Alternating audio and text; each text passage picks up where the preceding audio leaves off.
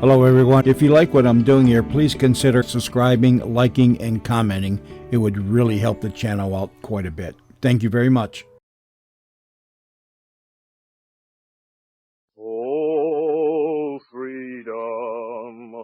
Oh, freedom.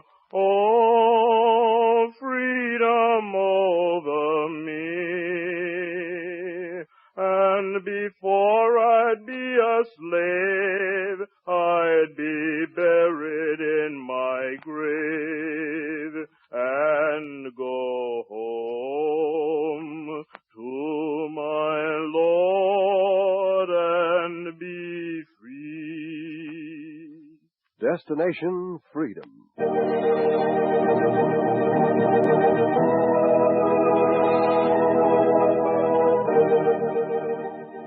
The Chicago Defender and station WMAQ bring you Destination Freedom, a new radio series dramatizing the great democratic traditions of the Negro people, interwoven in the pageant of history and a part of America's own Destination Freedom.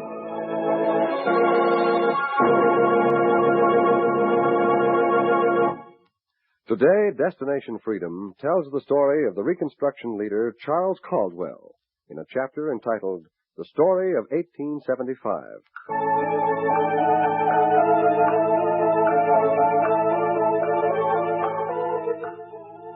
I am a year. Of course, you know all about years. We inherit the habits of history. Men go by names. We go by numbers. I bear the number 1875 A.D. I came into the world with my faults, my blunders, my heroes, and my cowards, just 10 years after the Civil War. I inherited the ideas of the years before me. I set the seeds for the years to follow me. I was the year 1875, and in Mississippi on January 1st, in the morning of my first day alive, 10 men in odd regalia came to the home of Senator Charles Caldwell and woke his wife.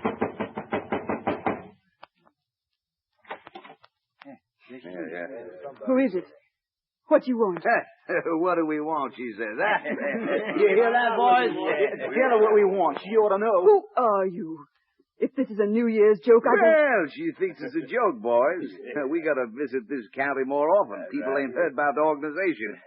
Fred, take a look around inside. Sure, Wade, sure. I said, what do you want? Woman, what could 10 men with 16 shotguns want to do with a senator who goes up and down the state preaching race equality and yelling for the new voting laws? Where's Caldwell? Come on, where's the senator? Where's your old man? He's not home.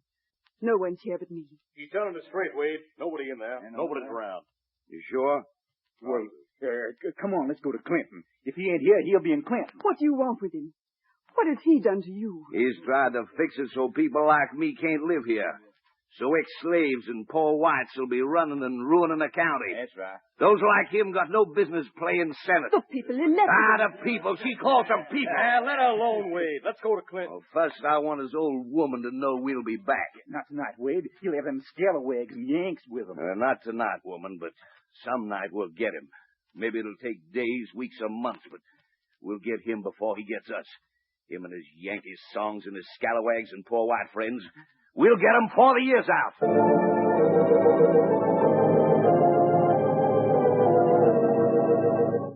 That was the way I started out in Mississippi. I was a Reconstruction year. They were the men who wanted to make me over like the old years. And on New Year's night in his home, the senator who had once been a slave was singing with men who were carrying me ahead to a new freedom. Glory, glory, hallelujah.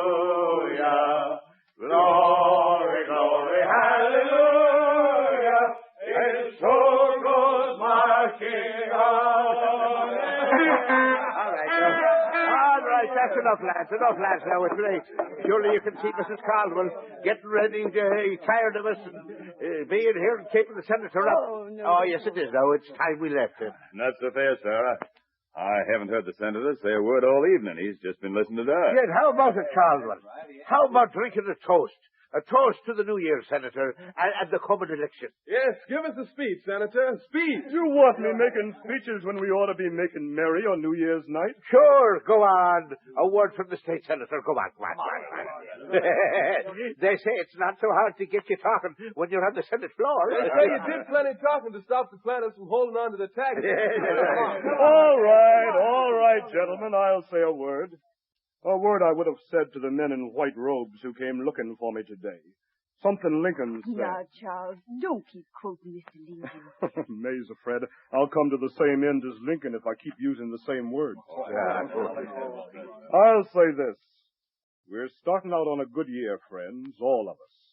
Men who 10 years ago would never have been allowed to live together as free and equal men. I was a slave.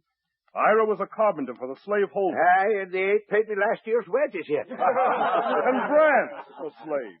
Mason, Cabell. 10 years ago, you were overseers, remember it? I've never quite forgotten it. And here we're together, on the same side, on the ground that was once a plantation, planning how to make it so there'll be more freedom, sure freedom for everyone this year. And we'll do it. There's a civil rights bill to be passed in Washington that'll wipe out every trace of the old system, gentlemen. The last 10 years have been good. This will be better. It won't be better. All over the county we hear of men who demand the right to be free of plantations being beaten and driven back. Well, there's no denying it, Senator. As fast as the federal troops leave, mobs led by the old planters spring up and call themselves clans. Ira's right. It's going to be different from now on, Senator. They defy the law and they're getting bolder. There's nothing we can do to stop them. They're strong. They're weaker than we are, Cabell. We, the poor whites and the Negro freedmen, we are the majority, not the old slaveholders. We know they organize bands against us and wait on their plantations like wounded lions, ready to split us apart when we quarrel. But for 8 years we've been together. You've even elected me a senator. They voted against us. We were stronger. I don't know now, bro. And we'll get on with reconstructing the state for the benefit of all the people in it, not for a few who still hold the land. Yeah, but when the troops are withdrawn, Senator... The governor has promised that the troops will stay until the changes are made. But the planters, they're still waiting for a chance to... Let them wait. They're Bourbons now, like the old Bourbons in France, clinging to an old decayed way of living. They'll defy the new Civil Rights Amendment. They'll poison us in their papers. They'll play one of us against the other. But if we keep white and Negro together here in the South for 5 more years, we'll win out. We'll have a democracy. Now, there. I made a speech. May always says you can't keep me from making a speech. well, that's what we came to hear and what we need to start off the new year. A toast, gentlemen, and we'll drink it in good old Scotch whiskey. All right, what'll it be, Senator? What's on your calendar that's important? A toast to it. To this year's election. May every man in the South, black and white, be free to vote. Here. Cabell, you're not drinking. Not Scotch, Senator. My taste is for bourbon this year. Yes, I was the year when a few men with a taste for old times wanted to turn back. But those who believed they could build better years went ahead. And while my months passed, the senator, who had been a slave, went about his business of binding people together. With fresh copies of the new amendment that had been agreed upon, he traveled throughout the county. He took the words to the farmers and freedmen and told them to read it.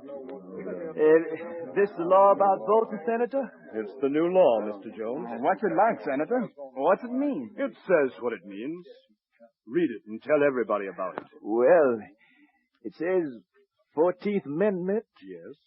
Says the right of citizens to vote should not be denied or abridged by the United States or by any state on account of race, color, or previous condition of servitude. It means this state too? This state too. And it says the Congress shall have the power to enforce this article by appropriate legislation. It means for the first time, Negroes will vote in the state. It means you'll get a new weapon. Hold on to it. This year you'll need it. And the senator went on telling more people about the new right and they were behind him. Even in the legislature, he helped pass new bills over the objection of the old planters. Together, the white men and black men were making a new South. The senator who had been a slave stood in the legislature and put new ideas into law. Chair recognizes Senator Caldwell. Mr. Chairman, in accordance with the 13th Amendment, I'm proposing that we abolish all segregation in the state of Mississippi. And his proposal was made into law, and he rose again. Chair recognizes Senator Caldwell. Mr. Chairman, to put teeth in the bill against segregation, I offer an amendment to provide a fine of $5,000 against any officer or agent of any railroad or vessel guilty of Jim Crowism. I offer a bill to recognize the property rights of women, to establish free public schools, unsegregated as to race, creed, or color.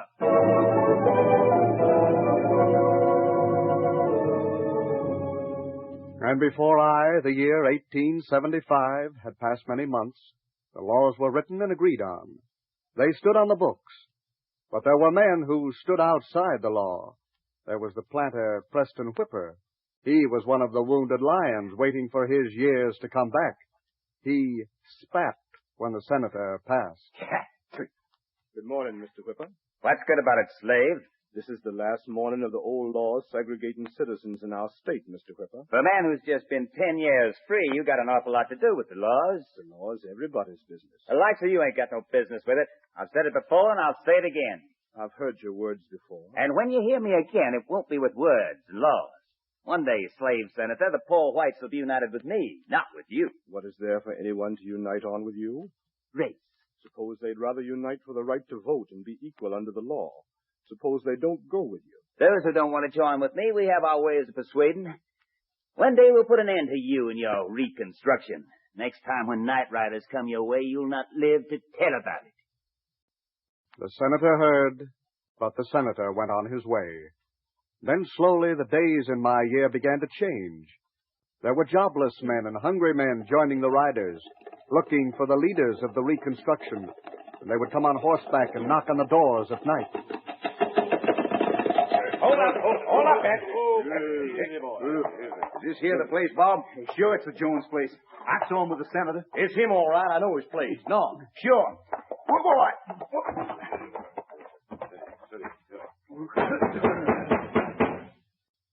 What is it? What do you want? Open that door. We'll break it in. Who? What do you want? What is it? For a man who's facing a shotgun, he talks too big, don't he? I'm asking what you want. We didn't come to give you what you deserve. We'll just give you a warning. What? What have I done? Go on, Wade. Give it to him. Both barrels. I tell you, put down the gun. Haven't done anything. Yeah, sure, Wade. Put down the gun. Take the rope. Maybe that'll teach him to stay away from ex-slaves like that Caldwell and to vote the way he's told when it's time to vote. Go on, Wade. Teach him. He's scared already. Don't need teaching. Just reminded. Remind him, and maybe he'll join us in the fun. Fun? Yeah, putting folks back in the line, teaching them self-respect instead of cooperating with ex-slaves. You'll come along? No, I'm not up to it. Please leave me alone. My wife's sick. I know all about it. You just remember when you come to the polls. You vote right, or not at all.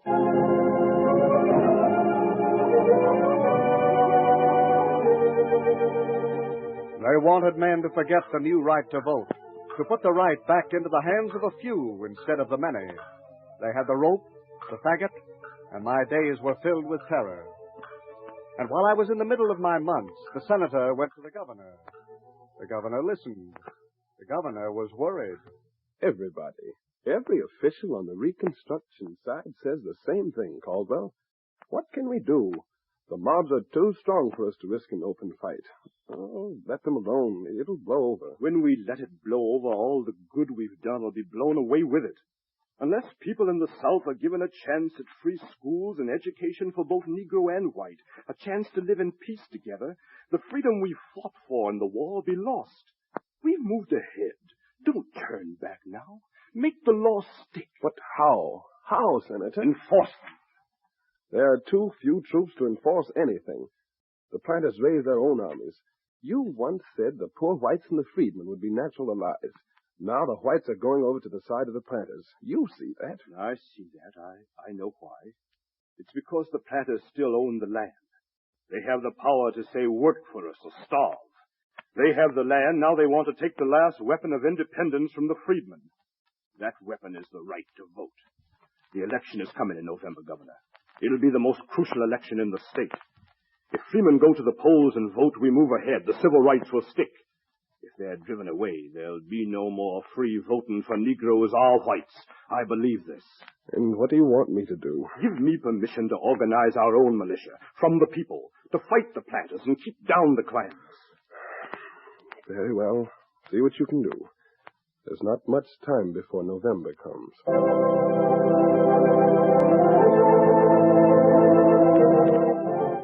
There was still time to bring together 300 men in the heart of Mississippi who joined to carry on the Reconstruction and to teach the new civil rights. There was still time, and the senator took it. They marched through the state, and the terror and the clans were quiet. The Reconstruction went ahead. The senator stopped at the workshop of Carpenter Ira. He was building the new school. How long will it take to put up the school, Ira? Well, with things quiet like they are now, it ought to be, say, 2 or 3 years. 2 or 3 years. Wonder if I'll be here to see it finish. Oh, sure you will. You worried about the election? Don't be. Half of the county that ain't scared is for you, including me. If there's any voting, you'll be in.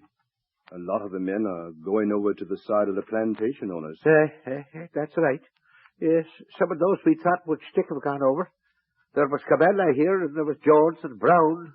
They think it's safer. And you, Ira? I see you've got a uniform of the Klan hanging here. Yes.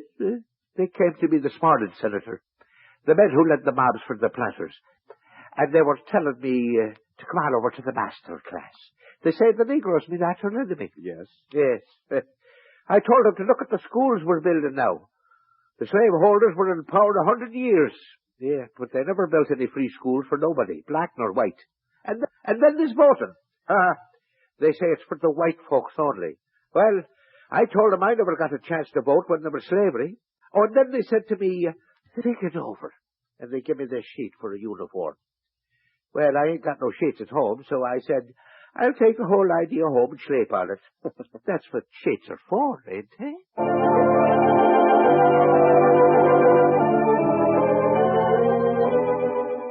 Then the senator went to friends and spread the news of Ira's stand, and it stiffened the men fighting to rebuild the South.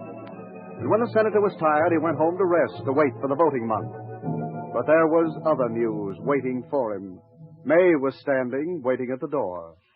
You've had a message, Charles. What is it? Have the mobs been here again? No, not the mobs, but an invitation to the mobs. What are you talking about? Charles, there's no more Reconstruction. There's no more support from the governor. All the troops have been withdrawn. Withdrawn? Yes. The governor wired you. It had to be done, he said. But he said he'd wait until after the voting was done. I told him why. I told him to give us time, a little more time. There's no more time, Charles. What are you going to do? We'll wait for the voting. We'll gather all our strength to test the new amendments. We'll let November tell what we'll do. I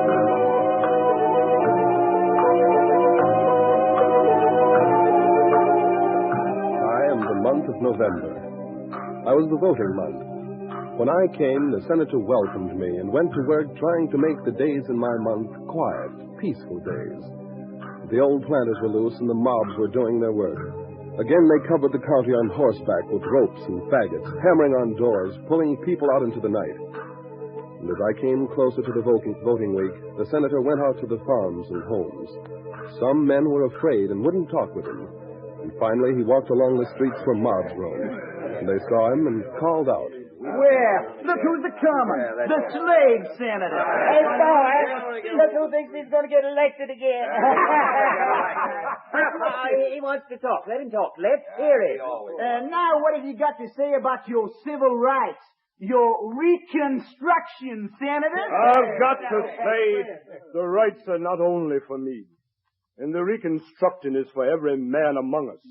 The right to vote is the right of all. The right to vote in this state's for white men and white men only. You hear that, Senator? I hear it. I don't believe it. I came to talk to you because a year ago, before you became afraid, some of you sat in my home. Now you're afraid the planters won't hire you if you work with Negroes. They tell you to segregate Negroes, and you do it. If they say these rights are not for Negroes, what's to stop them from saying it's not for Catholics, Jews, Irish, the foreign-born? If the right to rule is for white men only, what will you say to the majority of the world which is not white? Listen. Don't listen to him. You talk enough. You change nothing here, understand that? Get on. And stay away from the voting if you want to keep alive. Gentlemen, I'd like to say... You said enough. We're not listening.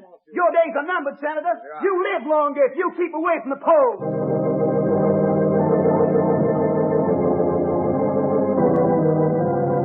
I am the week when the voting began. And though he knew he was being watched, he was at the polls. There was terror in the streets and in the counties. The planters were turning time back 10 years. But the senator who had been a slave stood in line, waited for his ballot. Name? Oglesby Lee. You're not voting for none of them there scalawags and Negroes, are you? Oh, no, sir. No, sir. Good. Take your ballot, then. Next. You here? I'm here. They warned you not to show up here, Caldwell. I heard them. Ballot, please. Look, can't you tell when your side ain't winning? You know how many people they've given the rope and lashed to already? It's a white primary hereafter. Look, the planters have the power now. They got their own militia. I'm trying to help you. You'll help more by giving a ballot to every man registered for it. You're holding up the voting. All right. Here's your ballot. But if you take it, the planters will see to it that there'll come a day when a bullet will go with it.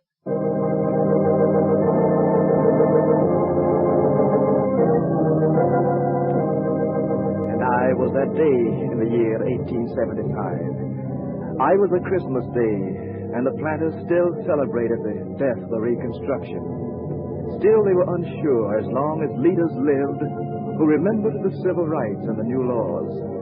I was a disastrous day when the men in the odd regalia came back. They knocked on the door of the senator's house. Who's there? What you want? She still says, what do we want? Did you hear that, Fred? Open that door, we'll blast it in. You. What are you looking for? Well, at least she recognizes us now. We're pretty well known around these parts since a year ago, ma'am? What do you want? You know as well as I do what we want. That slave senator. Where is he? He's not here. I don't know where he is. She's telling you right, Wade. I looked around. She's alone. Why don't you let him alone? Why don't he leave the voting alone? Him and his scallywags and their equal rights stuff. You won the election. Let him alone. The boss says it ain't safe leaving ideas like those in his head loose in the county. We'll stay here till we get 'em. No use staying here, Wade. If he's any way, he's to Clinton. We got Cabell with us. He knows the senator's habits. On Christmas Day, he goes to Clinton. It's there we'll get him. And on my day, the men in sheets went to Clinton to find the senator. And they spoke to Cabell, the ex-overseer. Now, he'll be coming down the road, Cabell. You'll see him? Yeah, I'll see him. You know what to do. You know what told you. I know. Now, be sure you do. He knows you. He trusts you. You'll offer him a drink. But if he refuses... This is a holiday. You can insist, can't you? You'll take him to the open bar at Moe's. Sit him near the bar, his back to us. You understand? Yeah. Then, when you raise your glass, tap it in a toast. That'll be the signal. We'll go to work. You nervous? The drink will help me. You'll be rewarded. You'll earn a place in the order, understand? Yeah, but can't you get someone else? You with us or against us? I'm with you. But he has a devilish way of knowing what's happening. He has a way... Well, we got better ways. We picked a day and a place. Now, you set the hour and the minute. We'll be watching. I am the hour on the Christmas day, the year 1875, that was picked to spot the senator. And as I ticked into minutes, Cabell came to him and spoke. Senator Caldwell? Yes? It's me, Senator, old Buck Cabell. Don't you recognize me? Why, yes. It's been a year since I've last seen you at my house. New Year's Day, I believe. Yeah, it was. World seemed to change a lot since then. Lots happened, some good, some bad. Would you care for a drink? I haven't much time. Oh, just one on a holiday. I know how you feel about the election, the reconstruction plans. This will make you feel better. Well, maybe it will. May always said I'd end up like Lincoln. And in my hour, according to plan, Cabell sat down with the senator in a booth near the bar. Sit this way, Senator. Take this seat here if you don't mind. No, I don't mind. I know when my time's up. What's that? Nothing. You still drink bourbon? Yeah, I do. Mind if I pour yours? Not at all. Yeah. Shall we make a toast? If I can think of one this minute. I am the minute in the hour in 1875, when the drink was poured and the senator raised his glass for the toast. What were you going to say, Senator? I was thinking of something Lincoln said. I had wanted to say it to men who tried to stop me from voting. Yeah? Lincoln said, "Liberty is the heritage of all men. Destroy it and you plant the seeds of despotism at your own door. Get familiar with hatred and put chains around others, and you prepare your own limbs to wear chains. Accustom yourself to trample and destroy the rights of others. You will become fit subjects of the first cunning tyrant who rises among you. It will be easy to destroy me, Charles Caldwell, and turn back the demands now for civil rights. But they'll grow stronger, and demands will be born again in another generation. Then no mob will be able to destroy them.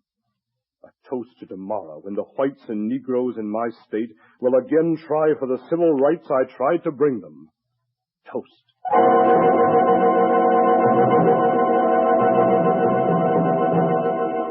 And I am the split second in the year 1875 that marked the time when the glasses were touched, and the signal was given, and the assassin snapped the life of Charles Caldwell.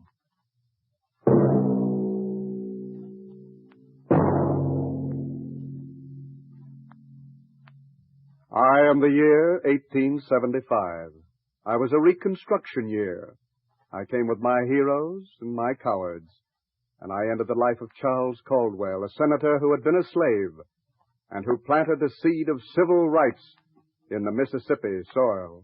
Oh, freedom! Oh, freedom! Oh, freedom over me!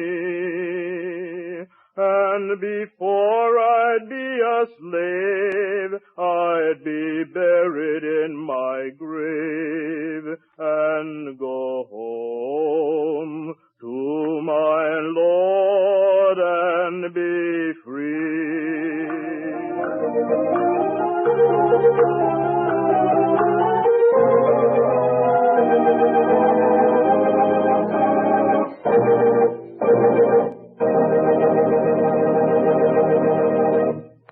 You have just heard Destination Freedom's dramatization of the story of Charles Caldwell, Negro and Mississippi State Senator during the days of the Reconstruction. Destination Freedom is written by Richard Durham and produced under the direction of Homer Heck.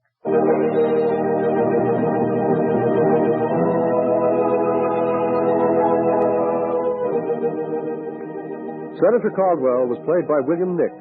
Others were Ernie Andrews, Oscar Brown Jr., Don Gallagher, Ken Griffin, Jonathan Hull, Janice Kingslow, Charles Mountain, Art McCoo, Fred Pinkard, and Cliff Sabir.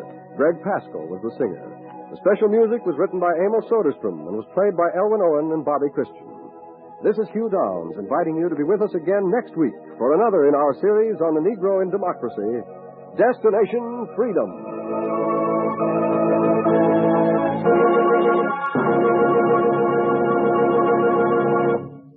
This is NBC, the national broadcasting company.